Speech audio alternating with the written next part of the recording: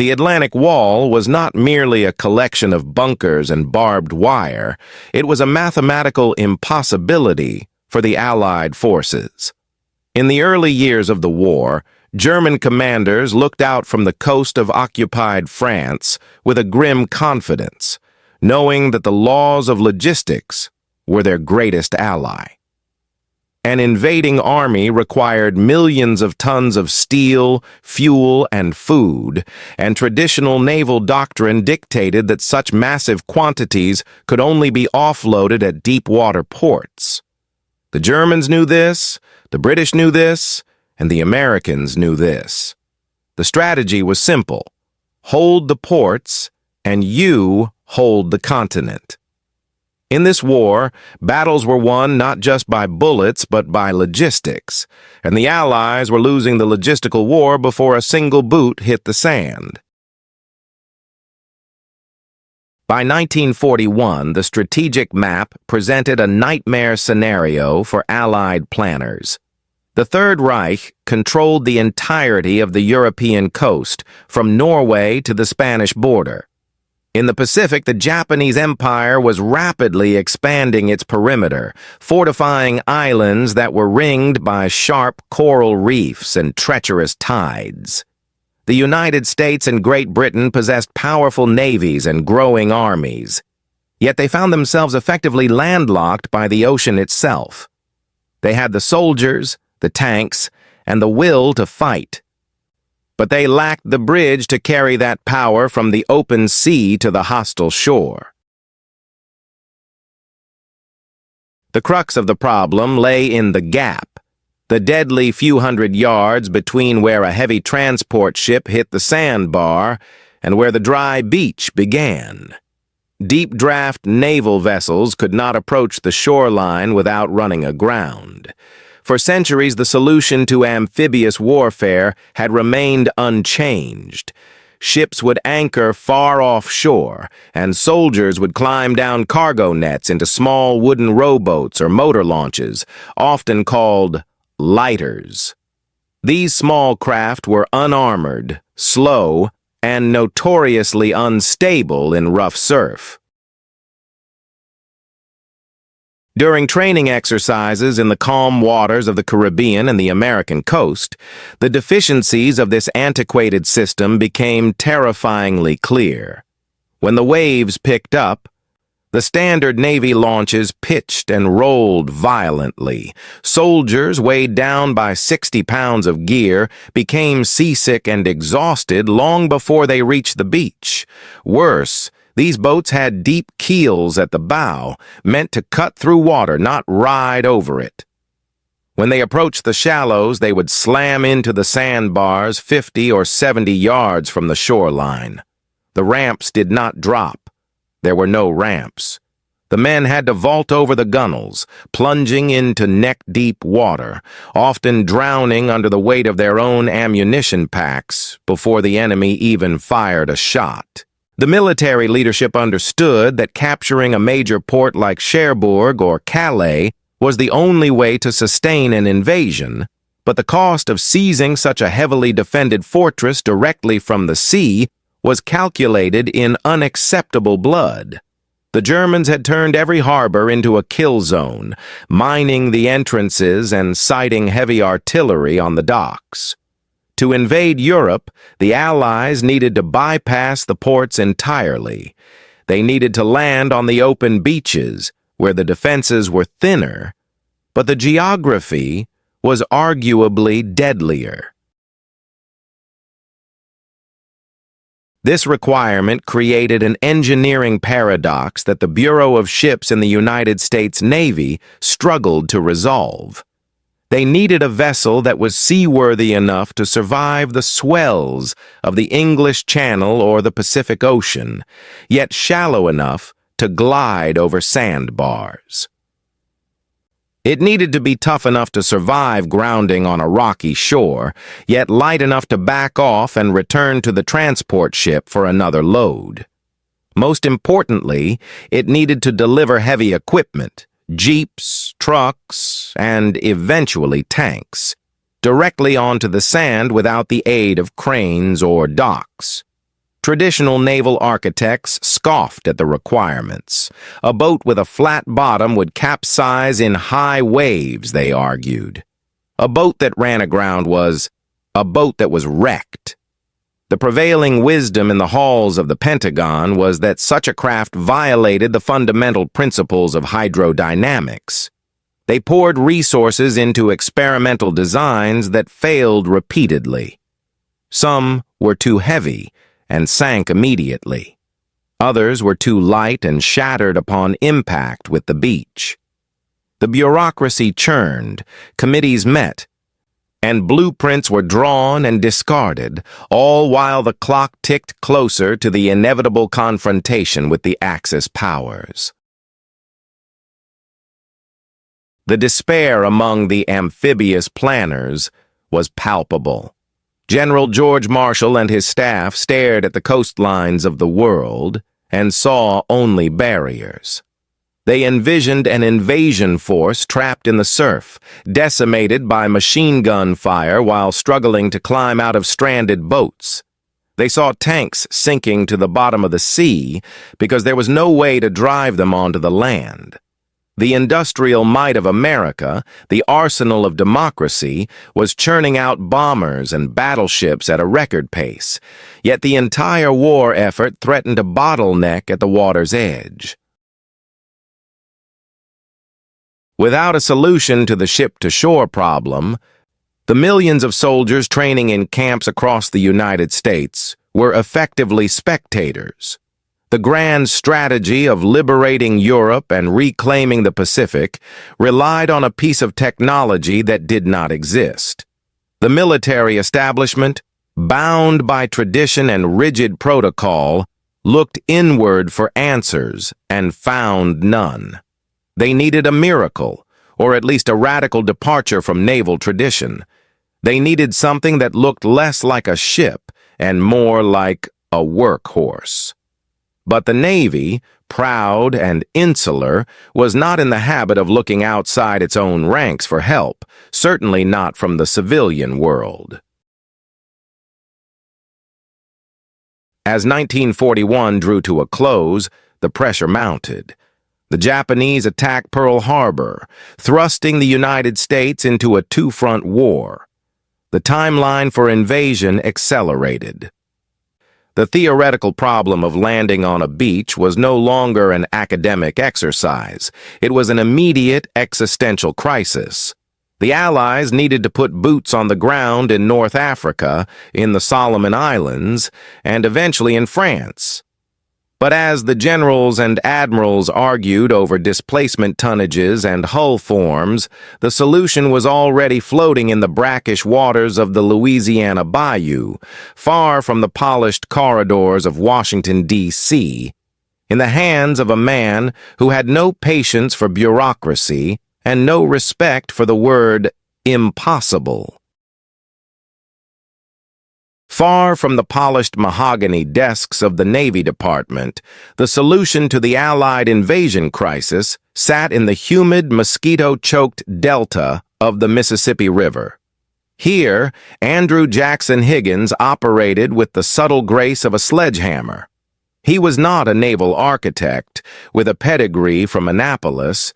He was a lumberman, a boat builder, and a self-described big-mouthed Irishman who consumed whiskey and work in equal staggering measures.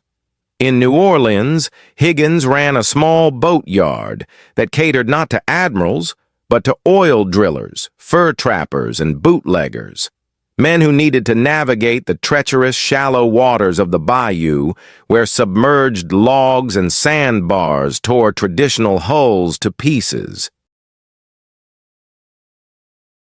Higgins had spent years obsessing over a specific problem: how to move a boat through water that was barely there.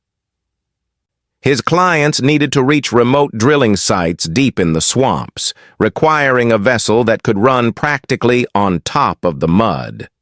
Through trial and error, and a fair amount of yelling at his workmen, Higgins perfected a design he called the Eureka. The Eureka was an engineering anomaly, Unlike the deep V hulls favored by the Navy, which were designed to slice through deep ocean waves, the Eureka featured a spoonbill bow and a semi-tunnel stern. This was the critical innovation. By recessing the propeller into a tunnel built into the hull, Higgins protected the delicate blades from debris and the river bottom. More importantly, this design allowed the boat to generate its own water flow. When the engine roared, it forced a stream of water under the hull, creating a cushion that lifted the boat. It did not just float. In a sense, it hydroplaned. But the most revolutionary capability of the Eureka was its behavior in the shallows. A standard Navy boat that rammed a sandbar was stuck, requiring a tow or a high tide to free it. The Eureka, however, could charge a mud bank at full throttle, slide up onto the solid ground, and then, by reversing the engine, force water underneath itself to wash the sand away, effectively lubricating its own retreat. It was a boat that could walk on land and back itself into the water. To Higgins, the application for warfare was obvious. If his boat could deliver oil executives to a swampy drilling rig dry-footed, it could deliver a platoon of Marines to a hostile beach. He began writing letters to Washington, bombarding the Navy's Bureau of Ships with claims that his boat was the answer to their prayers. The Navy's response was cold silence, followed by open derision. The Bureau of Ships was an institution steeped in tradition, and its officers believed that naval vessels should be designed by naval engineers, not by a civilian manufacturing tycoon from the Louisiana backwaters. They viewed Higgins as a nuisance, a loud-mouthed amateur who didn't understand the complexities of open ocean warfare. They dismissed the Eureka as a civilian toy, unfit for the rigors of combat. Instead, the Navy insisted on designing its own landing craft, pouring money into prototypes that were heavy, slow, and prone to sinking in rough surf. The friction between Higgins and the establishment became legendary. He stormed into offices in Washington, unrolling blueprints on admirals' desks and berating them for their short-sightedness. He accused them of endangering American lives with their inferior designs. His aggression earned him enemies in high places, but it also caught the attention of the United States Marine Corps. Unlike the Navy, which focused on ship-to-ship combat, the Marines were solely focused on getting to the beach. They watched the Navy's experimental landing craft fail in exercise after exercise. They saw men floundering in the surf, equipment lost, and timelines shattered. Desperate for a functional alternative, Marine officers began to whisper about the crazy Irishman in New Orleans. In 1939, against the wishes of the Navy brass, the Marines tested the Eureka. The results were undeniable. In calm water, the Eureka was fast and agile. But the true test came during fleet landing exercises, where the Navy pitted their own Bureau-designed boats against Higgins's civilian craft. The conditions were harsh, with high winds and crashing surf, the kind of weather that canceled invasions. The Navy's boats were disastrous. Their exposed propellers snapped when they hit the sand. Their steering became unresponsive in the turbulent breakers, causing them to broach, turning sideways to the waves, and capsize, dumping crews into the dangerous wash. They were heavy, clumsy, and fragile. Then came the Eureka.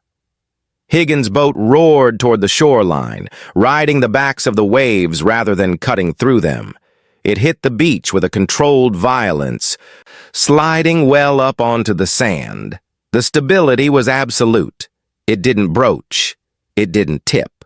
and when it was time to leave, the engine reversed, the water churned, and the boat backed off into deep water as easily as a car reversing out of a driveway. The Marines were sold instantly. They demanded the Navy procure Higgins boats. The Bureau of Ships, humiliated by the performance of an outsider, fought back with bureaucratic delays and skepticism, arguing that a wooden boat would be a fire hazard and that mass production was impossible without Navy oversight. They tried to modify Higgins's design to make it Navy standard, adding armor and weight that ruined the boat's buoyancy. Higgins fought them on every change, famously threatening to punch an officer who suggested an alteration that would compromise the hull's integrity. It took the intervention of the highest levels of the Allied command to break the deadlock. With the war in Europe intensifying and the Pacific theater igniting, the luxury of pride vanished. The Navy needed boats, and they needed them immediately. Reluctantly, begrudgingly, the contract was awarded. Andrew Jackson Higgins had won the argument, but the boat was not yet finished. The Eureka could get men to the beach, but they still had to jump over the sides to get out, exposing them to enemy fire and slowing the assault. The hull was perfect, but the weapon was incomplete. The Eureka needed one final evolution to become the Higgins boat. The Eureka boat, for all its agility in the swamps, possessed a fatal flaw when translated to the theater of war. It was a spoonbill vessel, pointed at both ends, designed to slide through reeds and mud. For a soldier, however, the only way out was over the side. In the controlled chaos of training exercises, this was a nuisance. In the reality of combat, it was a death sentence. Military planners analyzed the logistics of the disembarkation and saw a terrifying bottleneck. When the boat hit the sand, 36 men had to hoist themselves over the gunwales, balancing on the wet railing before jumping into the surf. This process took time, precious, agonizing seconds where the men were exposed, silhouetted against the sky, stationary targets for enemy machine gunners. Furthermore, the jump often landed them in water that was waist-deep or higher. If a soldier stumbled in the soft sand under the weight of his pack, he could drown yards from safety. The Eureka could get them there, but it could not deploy them as a fighting force.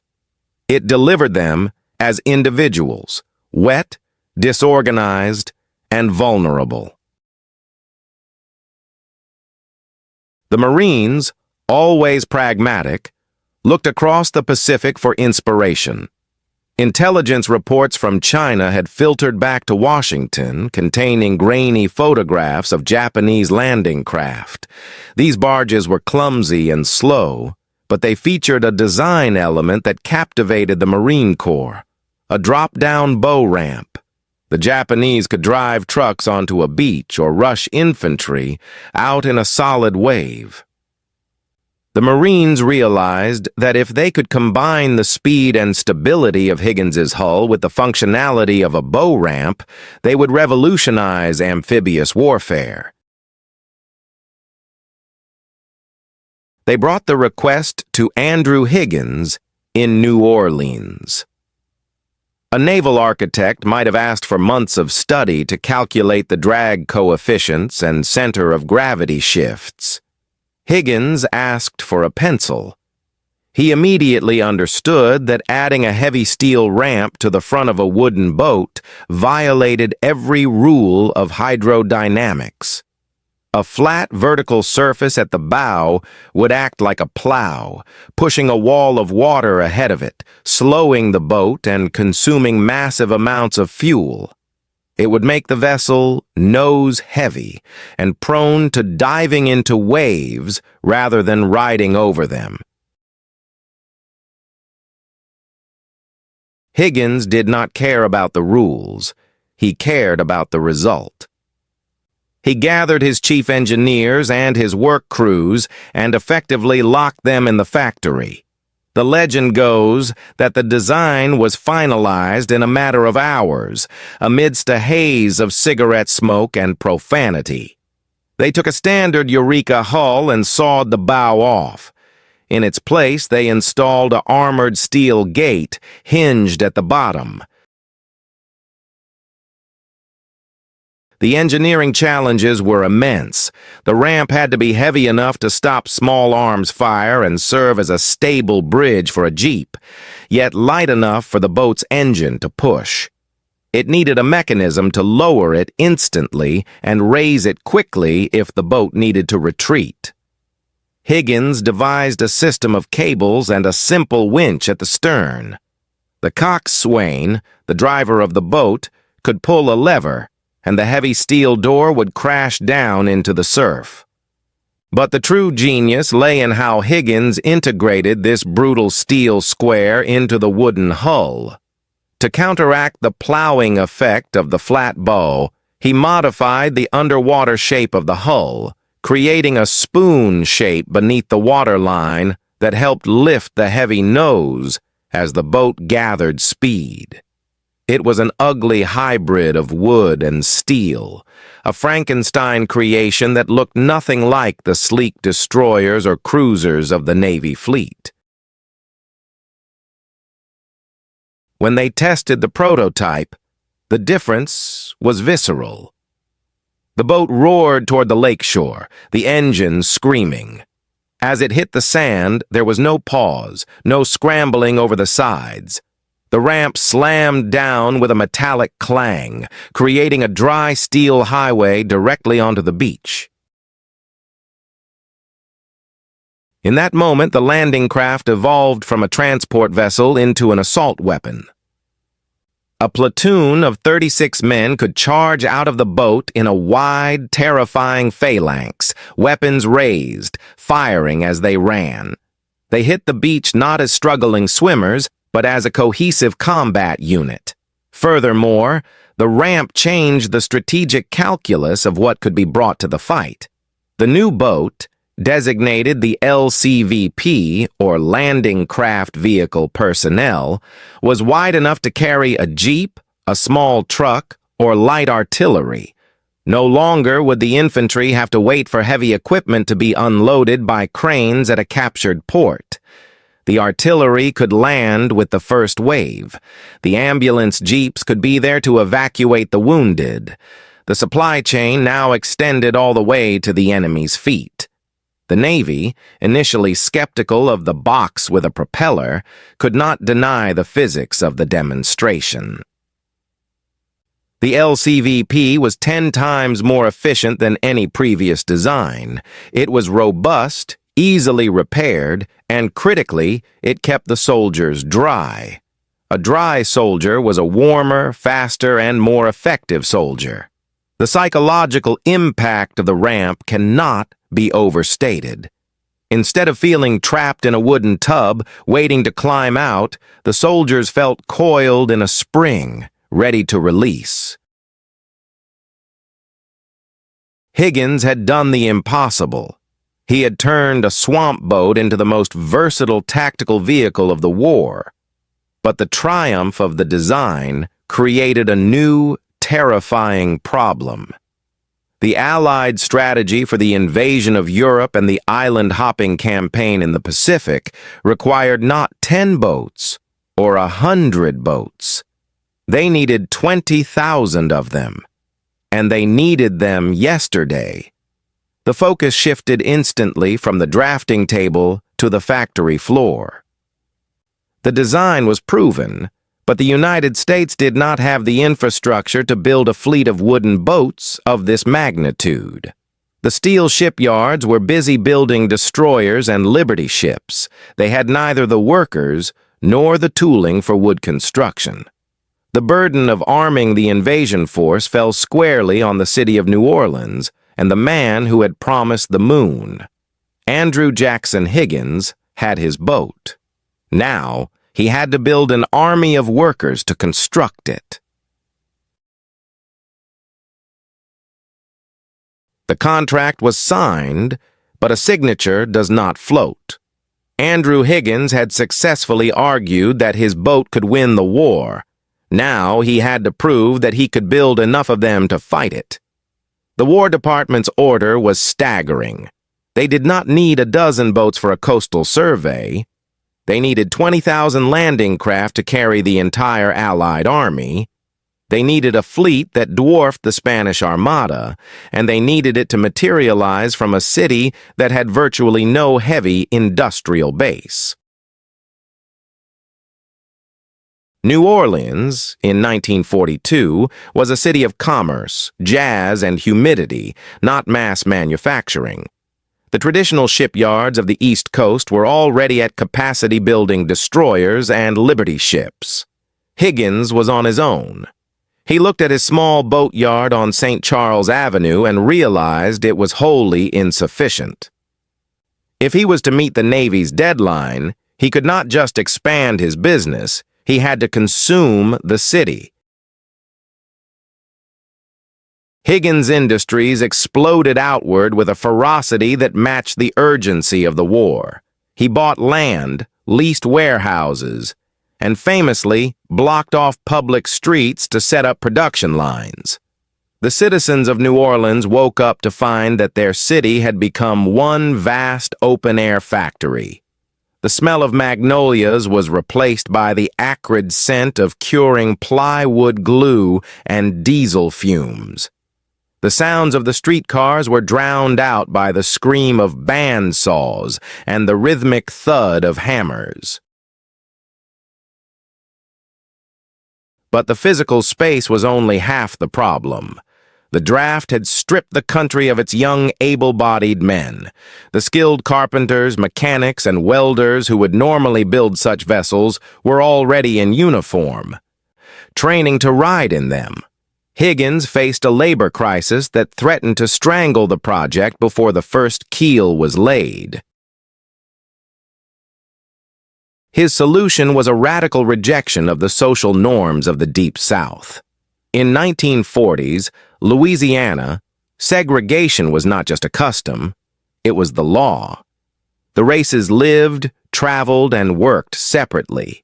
But Andrew Higgins was a pragmatist before he was a politician, and he cared about production numbers more than he cared about Jim Crow. He opened the gates of his factories to everyone, African Americans, women, the elderly, and the disabled. He famously declared that he didn't care if a worker was black, white, or purple, as long as they could swing a hammer.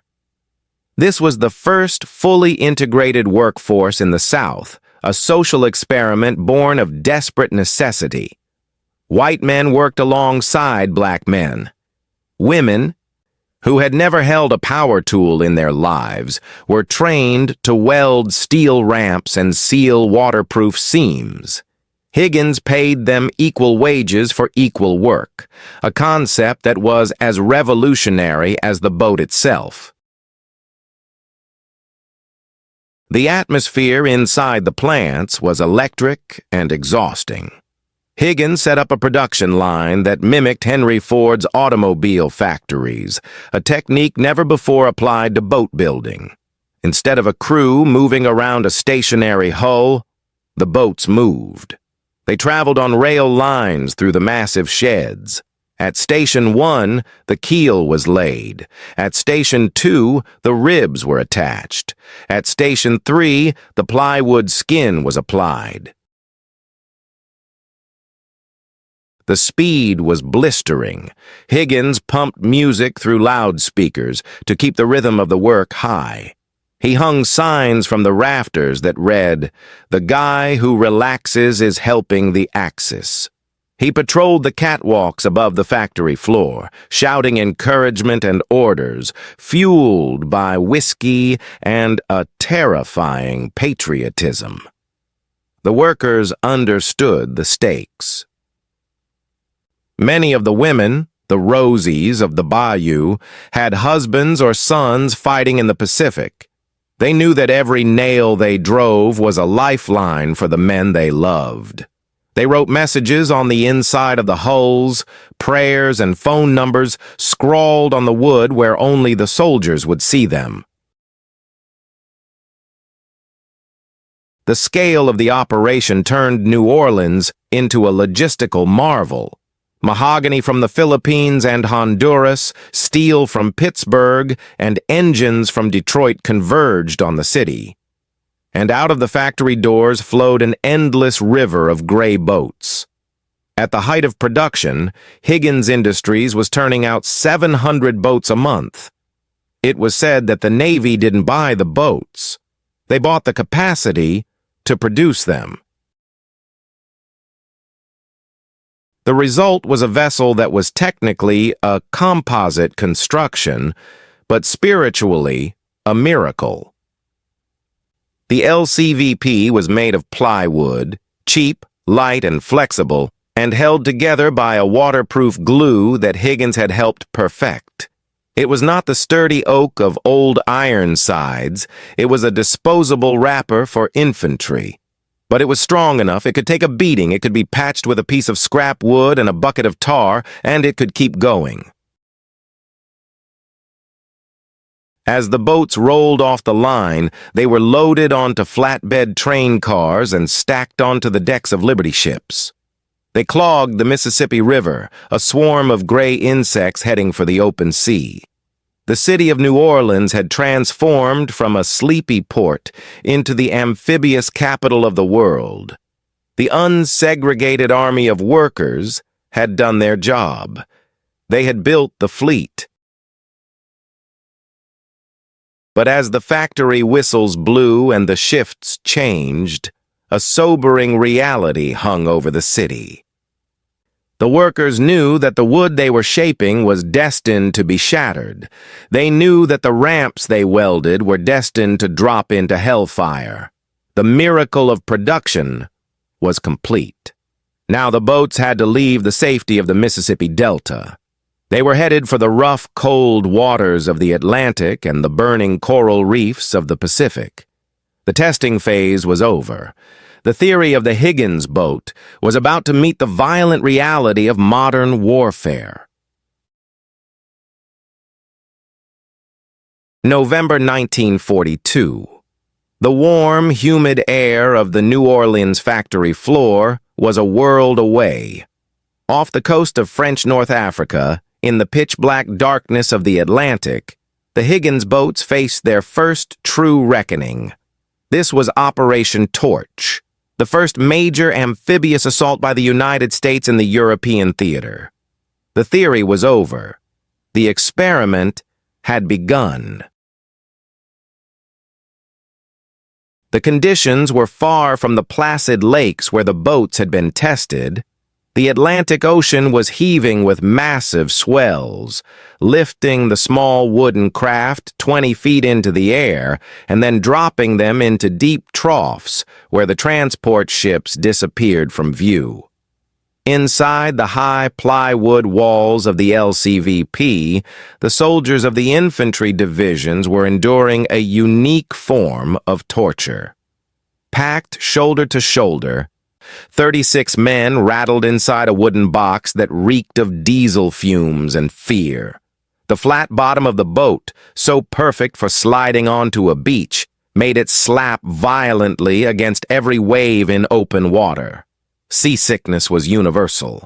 Men were vomiting on their boots, on their rifles, and on each other, too exhausted to care, praying for the terrifying moment when the ramp would drop, just so the motion would stop. For the coxswains, often young Coast Guardsmen or Navy reservists barely out of high school, the challenge was Herculean. They stood exposed at the stern of the boat, gripping the wheel, trying to keep formation in the dark. They had to time the waves, throttle the noisy gray marine diesel engine to keep from swamping, and navigate toward a shoreline they could barely see. When the order came to land, chaos ensued. In the confusion of the night, boats drifted miles off course. Some coxswains, disoriented by the swells, ran their vessels onto jagged rocks instead of sand. The wooden hulls, for all their resilience, shattered under the impact of stone and surf. Hundreds of boats were wrecked in the first waves of the invasion, their skeletons littering the Moroccan coast like driftwood.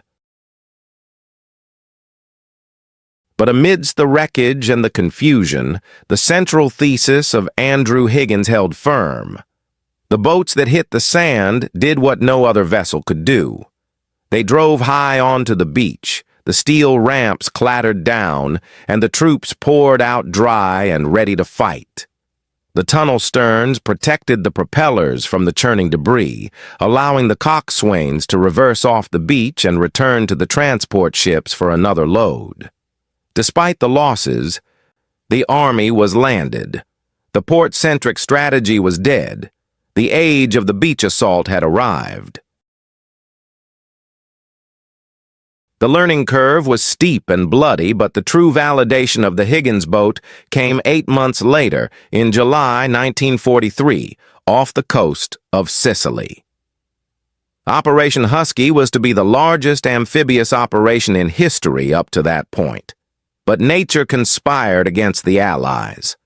A fierce gale whipped the Mediterranean into a frenzy, creating winds of 40 miles per hour and waves that terrified even seasoned sailors. The Italian and German commanders on Sicily relaxed their guard.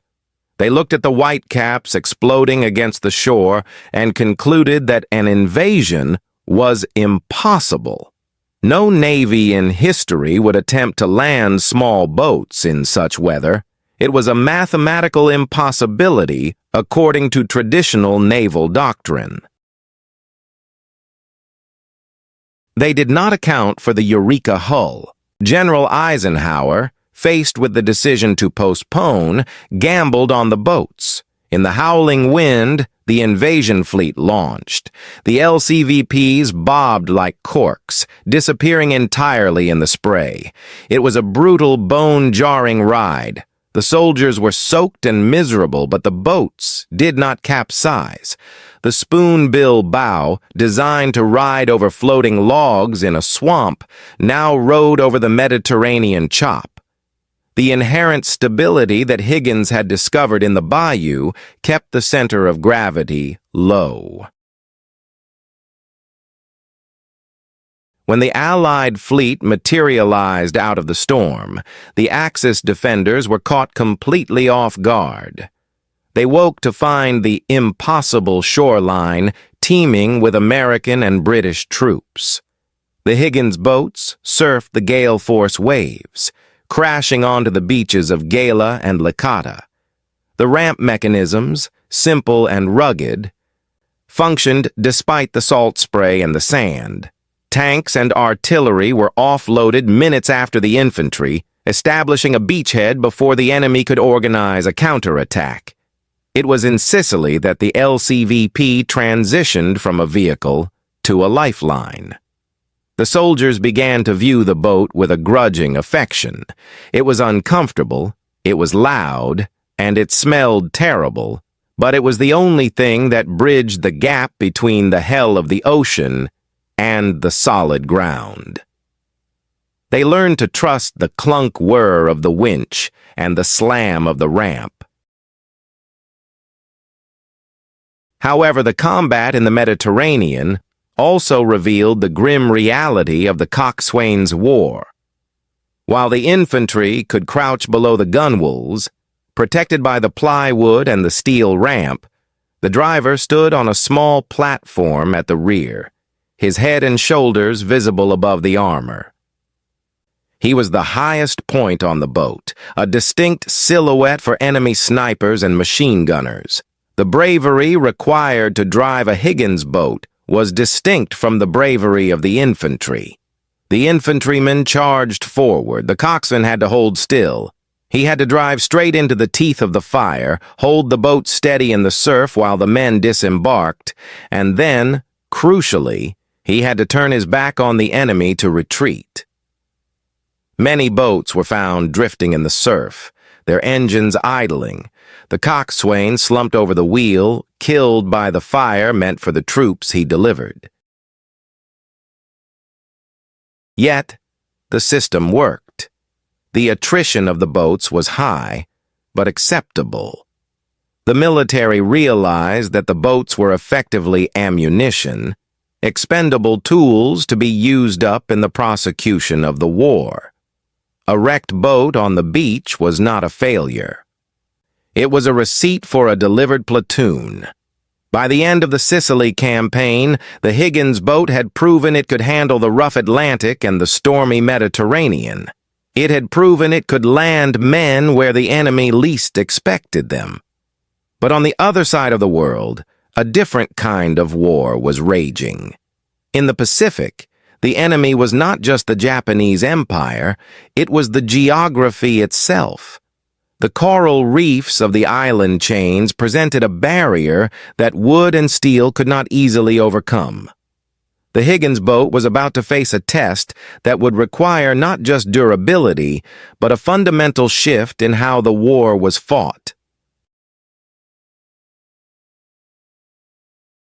In the European theater, the war was a collision of continental armies, a grinding match of steel against steel.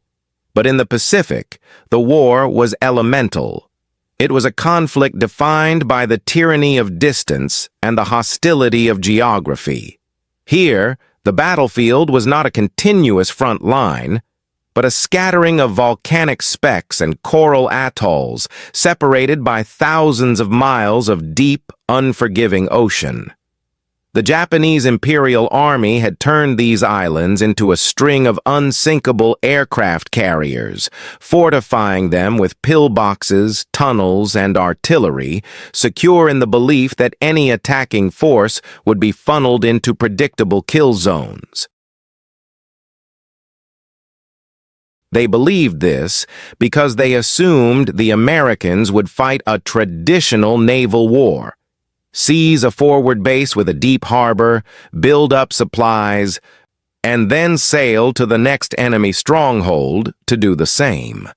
It was a linear strategy, slow and costly, playing directly into the hands of the Japanese defenders who were prepared to bleed the enemy for every inch of developed coastline. But the Allied commanders, led by General Douglas MacArthur and Admiral Chester Nimitz, had a different plan, one that relied entirely on the peculiar capabilities of the wooden boat from New Orleans. They called it island hopping. The strategy was ruthless in its simplicity. Do not attack the enemy where he is strongest. Attack him where he is weakest.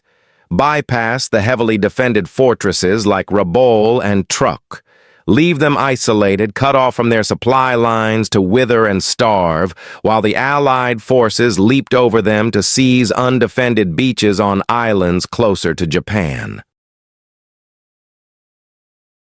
This strategy was brilliant on paper, but logistically impossible with traditional naval vessels. To bypass a port meant you had to create your own port on a strip of virgin sand. It meant landing tens of thousands of men, bulldozers, tanks, and tons of fuel on a jungle shoreline that had no docks, no cranes, and no roads. The Higgins boat became the skeleton key that unlocked the Pacific. Because the LCVP could run shallow, drop its ramp, and retract, every mile of coastline in the Pacific became a potential point of entry. The Japanese could fortify a harbor, but they could not fortify every stretch of sand across 1,000 islands. The Allies began to land at places that appeared on no strategic map. Hacking airfields out of the jungle and establishing forward operating bases before the enemy garrison on the neighboring island even knew they were there. The versatility of the LCVP fundamentally altered the tempo of the war. In the Solomon Islands and New Guinea, the boat became the Jeep of the Pacific. It was not just an assault craft. It was a cargo hauler, a ferry, a hospital ship, and a grocery truck.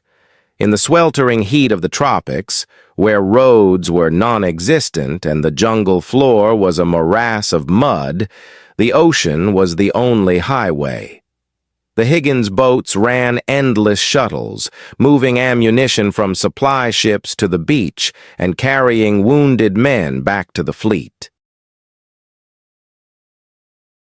However, the Pacific also presented the Higgins boat with its most dangerous adversary, the coral reef.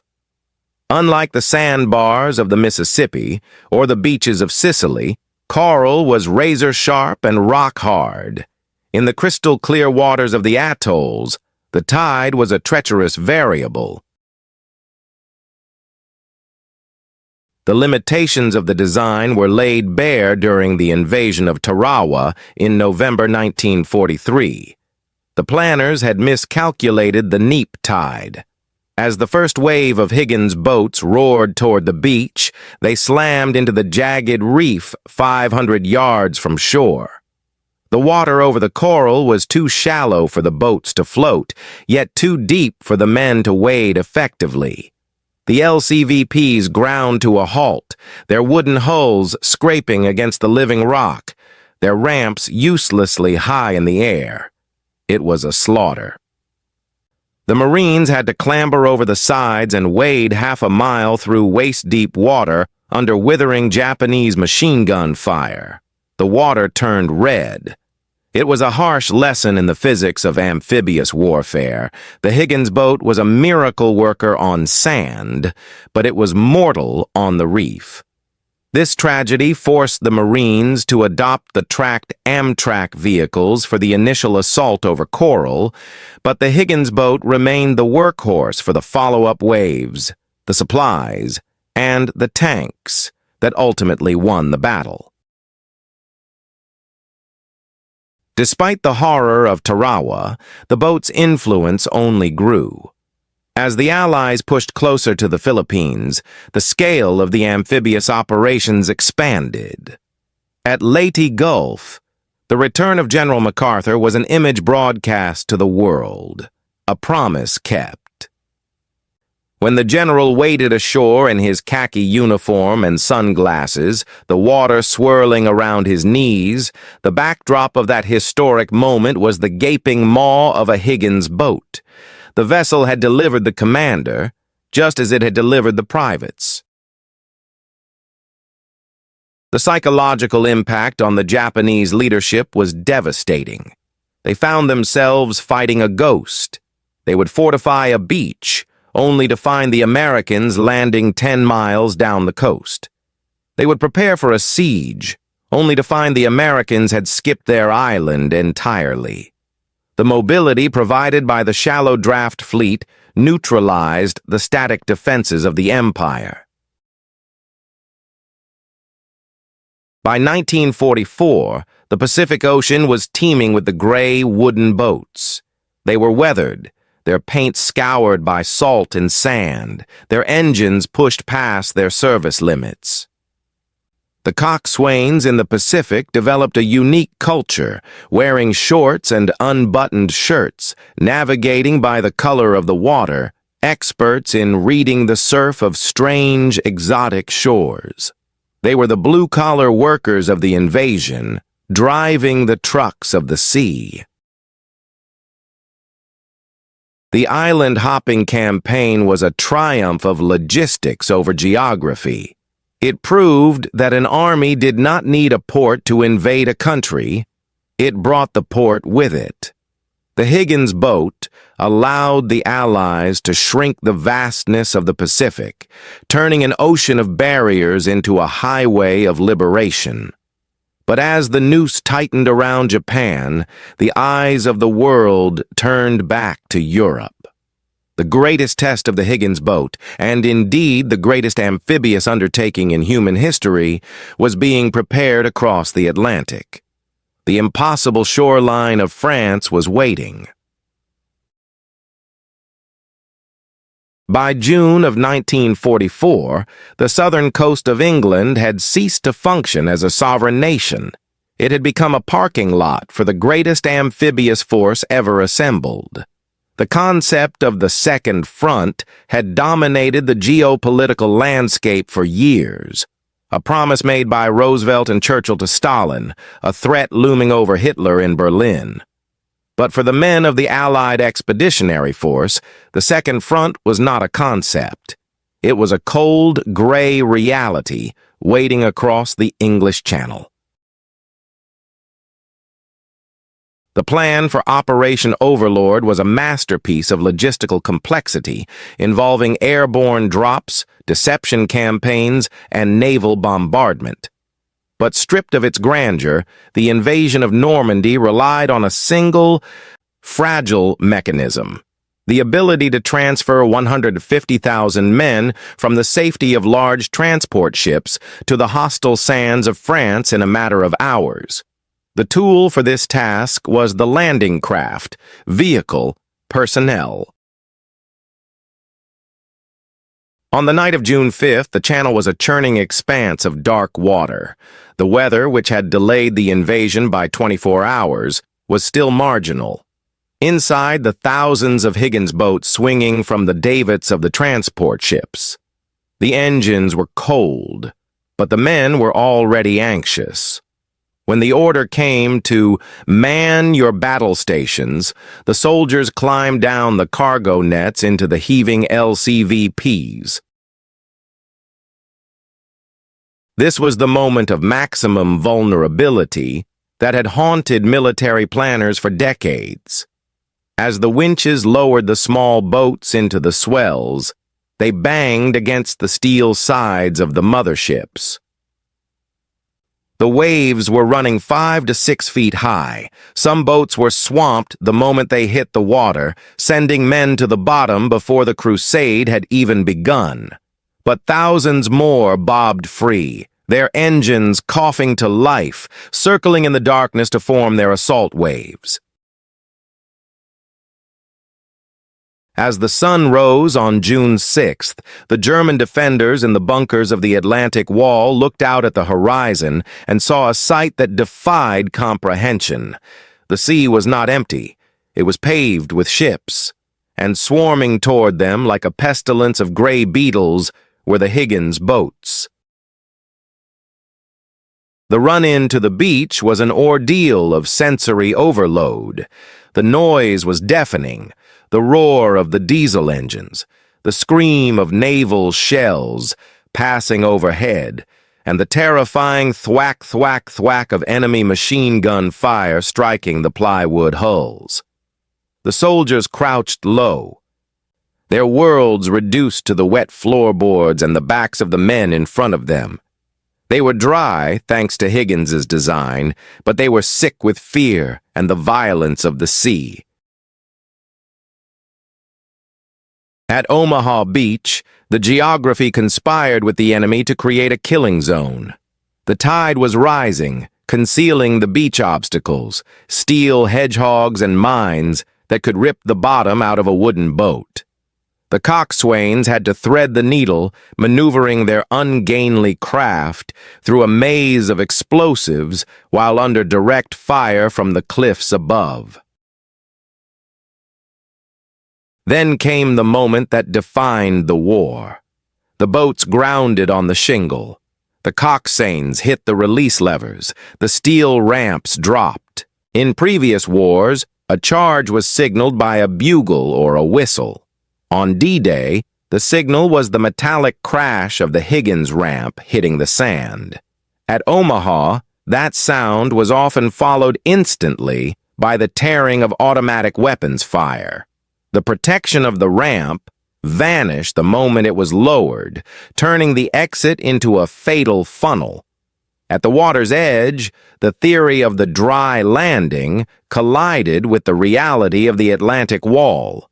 Men were cut down on the ramps, bodies piled up in the surf, blocking the path of those behind them. Yet, the boats kept coming.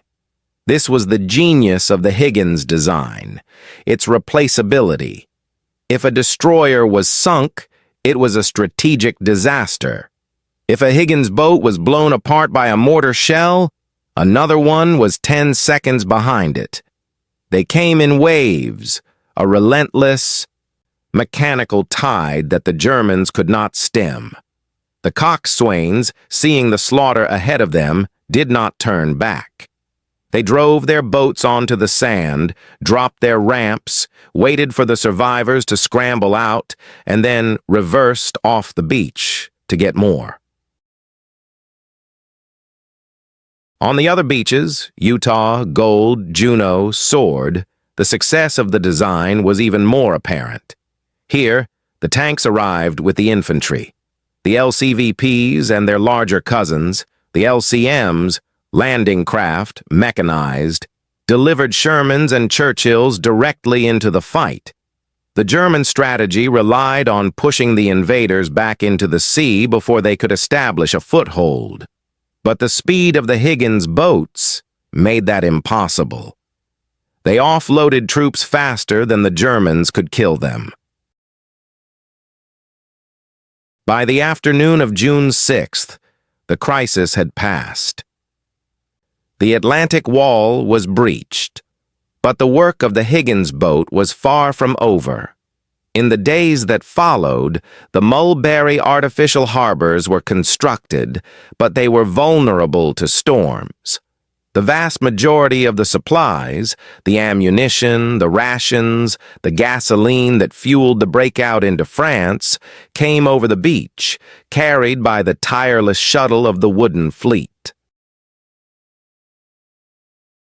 The beaches of Normandy became a graveyard for the boats. Broken hulls lay splintered on the sand, their plywood skins shattered, their steel ramps twisted. They were the discarded wrappers of the invasion force. But looking at the wreckage, one could see the industrial might of America laid bare. These boats had been built in the bayous of Louisiana by women and men who would never see France. They were built of wood that had grown in the forests of the Philippines and the American South. They were simple, crude, and disposable. And they had broken the back of the Third Reich. The liberation of Europe began not with a tank crossing the Rhine, but with a wooden boat scraping against the pebbles of Normandy. The Great Crusade was carried on the back of a flat-bottomed skiff. The skepticism of the naval architects, the resistance of the bureaucracy, and the sneers of the traditionalists had all been washed away by the tide. As the Allied armies pushed inland, leaving the coast behind, the Higgins boats remained in the surf, bobbing in the bloody water, the silent wooden witnesses to the victory they had engineered. When the guns finally fell silent in 1945, the world looked upon a devastation so vast it defied measurement. Cities were leveled, empires were dismantled, and the geopolitical map had been redrawn in blood. As the ticker tape rained down on New York and London, military historians and generals began the immediate work of dissecting the victory. They looked at the atomic bomb, the B-29 Superfortress, the Essex-class aircraft carriers, and the T-34 tank. These were the titans of the conflict, the machines that had crushed the Axis powers through sheer kinetic force. But when General Dwight D. Eisenhower, the supreme commander of the Allied Expeditionary Force, was asked to identify the single most critical component of the Allied success, he did not point to a bomber or a battleship. He pointed to the flat-bottomed wooden boat from the Louisiana bayou. In a 1964 interview, looking back on the crusade he had led, Eisenhower made a statement that stunned those who believed wars were won solely by firepower. He declared, "Andrew Higgins Dow, is the man who won the war for us."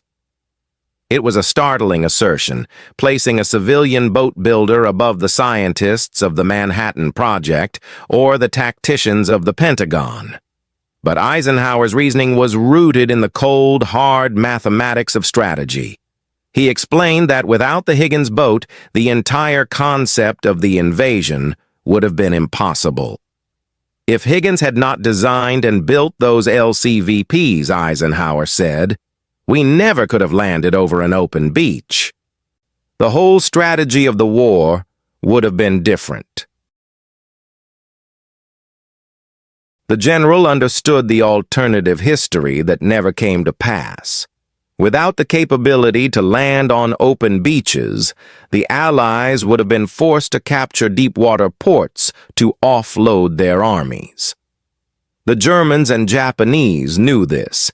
They had turned every major port into an impregnable fortress.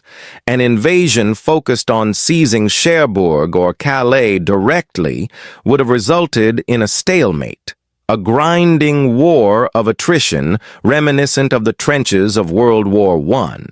The flexibility to strike anywhere, to bypass the fortifications and hit the soft underbelly of the coastline, was the strategic advantage that broke the Axis defense. The wooden boat had not just carried the soldiers, it had unlocked the map. The legacy of the boat was also a vindication of the American industrial philosophy. The Axis powers built weapons like artisans, beautiful, complex, and over-engineered. The Tiger tank was a marvel of precision, but it was difficult to repair and slow to build. The Higgins boat was the opposite. It was a triumph of good enough. It was plywood and glue, built by unskilled labor, designed to be used up and thrown away. It proved that in a total war, quantity has a quality all its own. The 20,000 boats that Higgins and his licensees produced swamped the enemy not with technological superiority, but with an overwhelming, relentless tide of logistics.